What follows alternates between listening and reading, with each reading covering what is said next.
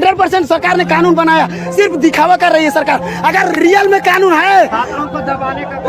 कानून है तो सबसे पहले शिवा इन्फोटेक को जेल में होना चाहिए और शिवा इन्फोटेक जैसे ब्लैक लिस्टेड उसे कर देना चाहिए।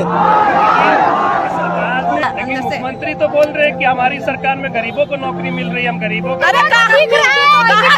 नौकरी मिल रहा है, सब तो बेच रहे हैं दिन दहाड़े, सब तो बेच रहे हैं, कहाँ किसको नौकरी मिल रहा है? वो तो खरीद ही रहा है जिसका पास नहीं है। कल के डेट में माँ बाप का शिक्षा से भरोसा उठ जाएगा।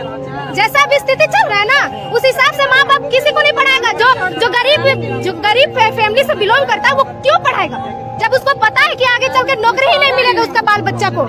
हम लोग गरीब घर का है तो हम लोग का माँ बाप कहाँ पाएगा, कहाँ से लाएगा हम लोग के लिए पढ़ा। और चौथा ये नगर पालिका एग्जाम था, एक तो अब साहब वैकेंसी नहीं दे रहे हैं, दूसरा में भी निष्पक्षता नहीं है। हमारे पास मसला नहीं है, हमारे पास मसलाओं का तसला है, तसला जो हम हर बार लेके जाते हैं राजभवन तक, लेकिन कुछ कार्रवाई नहीं होती है। इस बार बहुत बड़ा चोर है।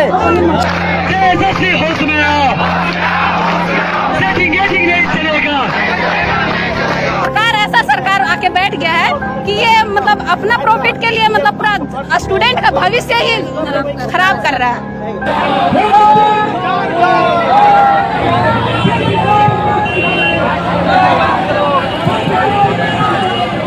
हम लोग गरीब घर का है तो हम लोग का माँ बाप कहाँ पाएगा, कहाँ से लाएगा हम लोग के लिए? पढ़ा तो रहा है इतना ये होके, गरीबी में हर चीज खेती बाड़ी करके आदमी कितना कमा लेता है, लेकिन फिर भी अपना बच्चा को अच्छा से अच्छा शिक्षा देने का प्रयास कर रहा है। लेकिन ये सरकार ऐसा सरकार आके बैठ गया है कि ये मतलब अपना प्रॉफिट के लिए मतलब पूरा स्टूडेंट का भविष्य ही खराब कर रहा है। आप लोग क्या कहाँ से आप आए हो? हम रामगढ़ से आए, रामगढ़ कर्मा मेरा गाँव है। क्या करते हैं आपके? मेरा पापा ड्राइवर है और मतलब किसान, हम लोग किसान घर से आते हैं। परीक्षा की तैयारी कर रहे हैं? हाँ कर ही रहे हैं बस।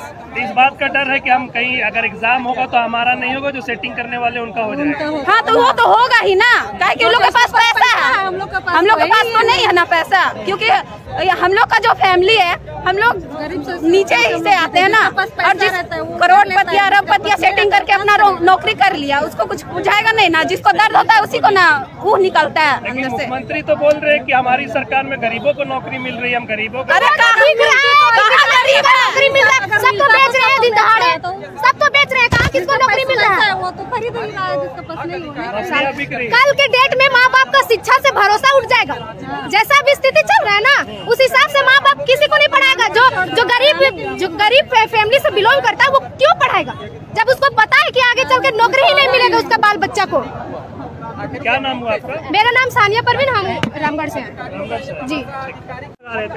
भैया वो उन्होंने 5 सेंटर का एग्जाम रद्द किया। आप बताइए वो 5 सेंटर का रद्द करने से क्या पारदर्शिता होगा? वो 5 सेंटर में अगर एक्चुअल में लीक हुआ है तो वो तो पूरा झारखंड में बच चुका होगा क्वेश्चन। उनका घेरा आप देखिए मार्कर से लिखा हुआ क्वेश्चन है, मार्कर से। हम तो कहते हैं कि वो जो ओरिजिनल क्वेश्चन था वो कोई स्टूडेंट रख लिया होगा और मार्कर से लिख करके दूसरा फोटोकॉपी डाल दिया होगा, ये भी हो सकता है। लेकिन सरकार तो बोलती है अगर कोई धांधली करेगा हम उसको जेल भेजेंगे, हमने जी कानून जी बना दिया। जी भैया एकदम बिल्कुल सही कहा। कल भी हेमंत सोरेन ने डॉक्टर का जो नियुक्ति पत्र बांट रहे थे उसमें खुले तौर पर बोले कि जो पैसा दे करके नियुक्ति ले रहा है हमें बताइए, हम उसे FIR करेंगे और जेल भेजेंगे।